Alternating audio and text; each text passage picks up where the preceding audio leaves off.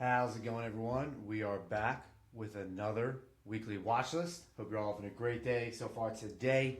Hope you had a good week inside and outside the market. Of course, staying blessed. Thank you so much for clicking on the video. If you do enjoy the stock market and this type of content, please consider dropping a like, subscribing to the channel, or even dropping a comment. I would appreciate that greatly. Without further ado, let's head straight into the watch list. We're going to be covering SPY, QQQ, ES, NQ, and SPX. All right, this is going to be my watch list for the week. Levels, zones, supply and demand that I'll be looking out for this week in my trading plans and attacking in the market this coming week. So we're going to kick things off with SPY. Market has been pulling down pretty sharply these last few days. So we will see kind of where we bottom out. I don't really care about that as much. Just looking at the weekly, obviously a bearish engulfing on higher volume as well. Pretty significantly higher volume as well. Highest volume, honestly, in quite some time. I mean, other than this week here in April. I mean, it's always more selling volume on the. It's always more volume on the selling weeks, isn't it? So, highest volume in about a year, which is pretty nuts. So we will see where it ends up. Nonetheless, I have my levels and my plays, starting with the previous day high, the previous day low. I will now be looking for my supply and demand plays. I made a little tweak to my system. I'm going to be looking for supply and demand just when they line up with my previous day high, previous day low zones. Outside of just even stronger confirmation and price action and volume, I just have felt like some of my supply and demands recently trades have been like trying to bottom tick or top tick. You know, it's like, oh, where price is coming to a demand zone, but we've been downtrending all day. And it's like, well, it's hitting my demand zone, so I'll long here based off the confirming price action, volume, and the good risk management as well, right?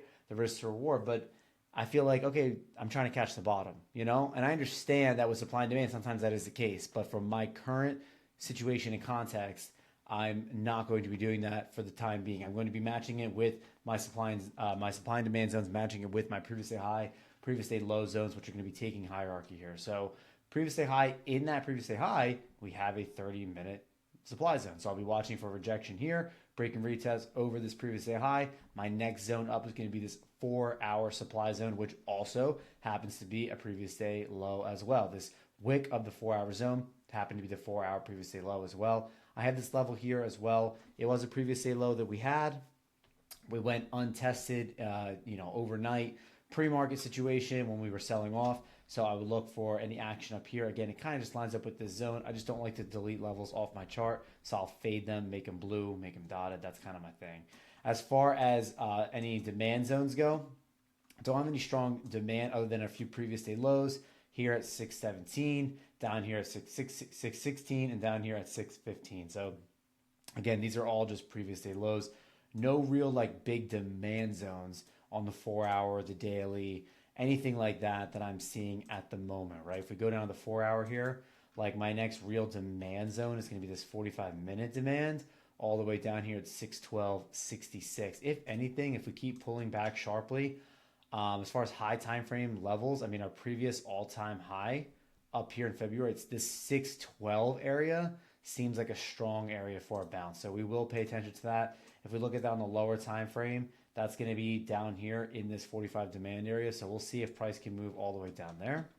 Let's go over to ES. ES, I have just a few supply zones that I have on watch. I have a 1-hour supply zone up here at 64.36 down to 64.24. Another 4-hour supply zone at 63.72 down to 63.55. And then a 30-minute supply zone that lines up with 6,300 here at 6,315 down to 6,300. Same thing with demand. I do have this 3-hour demand here.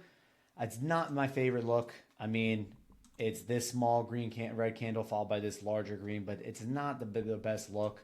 But outside of that, we had this 4-hour demand, which we already bounced out of once, twice, 3, 4, damn near 5 times here.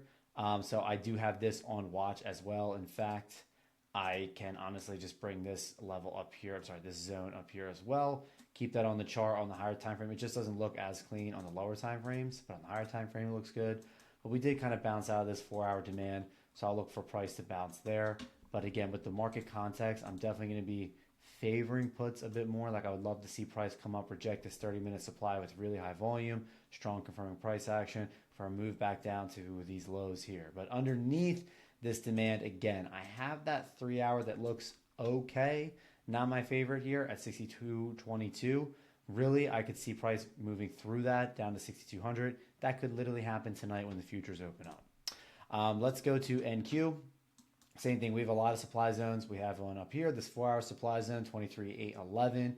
We have another one here at 23,571. Again, I'm always looking for reactions at the beginning of these supply zones, right? So if we take it down to the 4-hour here, right? We have a 4-hour supply. I'm looking for a reaction at the body and the wick. We have a 2-hour supply. I'm looking for a reaction at the body and the wick, body and wick. We have this another 4-hour supply zone down here. I'm looking for a reaction at the body and wick, right? We have a 30-minute supply zone down here. I'm looking for a reaction at the body and the wick, right? So those are going to be all supply zones I'm looking out for on NQ. I have this pivot low from 7.7. I already had marked that we did bounce. Again, probably not looking to make any trades there. I'd be looking for a reject at this 23,000 slash supply zone, but I do have a big demand zone down here on NQ, so maybe that's where the market bottoms a bit. It's a 4-hour demand. In that 4-hour demand, we have 2-hour demand and 1-hour demand. So that's a pretty big zone. We had a strong move out of it. I would look to see price return to the zone, get back out of the zone, and move back up towards this 23,000. So we will take a look, see what happens there. Let's go over to QQQ to wrap things up. So looking at QQQ, we'll bring it down to the lower time frame. We have the previous day high. In that previous day high, we have the same 30-minute supply. Previous day low that lined up with this 551, 550 previous day low slash demand zone as well. So we're in this range. I'll be watching for reaction at these two levels here. If we get over previous day high, my next area of resistance is this 4-hour supply. If we go over to the 4-hour, we can take a look at it there. It was also a previous day low as well. So if we go to the 15-minute, you can see that here. It was a previous day low back here on Thursday. So I actually am just going to add that just like on SPY, which is not untypical. Like, we SPY and QQQ typically do move together. Kind of ironic at the moment just because we've had so much divergence recently. But what did that divergence lead to? It seems like we have our answer there. That divergence seems to have led to a sell-off. So let's see if that diverge now with a little bit of a miniature correction happening here. Let's just see if they SPY and QQQ can get back on the same page. Underneath the previous day low, I have another previous day low at 549.55, and then I have potentially this 4-hour demand. I just don't like how cluttered things look at the moment. We have this 4-hour demand, the one that I have on NQ. Here, 549, the wick, the body at 547.57. I will watch those two levels for a bounce. But again, like I said at the beginning of the video, if we're under the previous day low, I really don't like looking at calls. And unless we get extremely strong, obvious confirmation, I will not be taking a demand bounce here unless we have that confirmation because we're under the previous day low.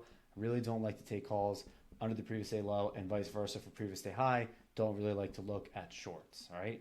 So that is going to be everything I'm watching. We will see where the futures open up tonight.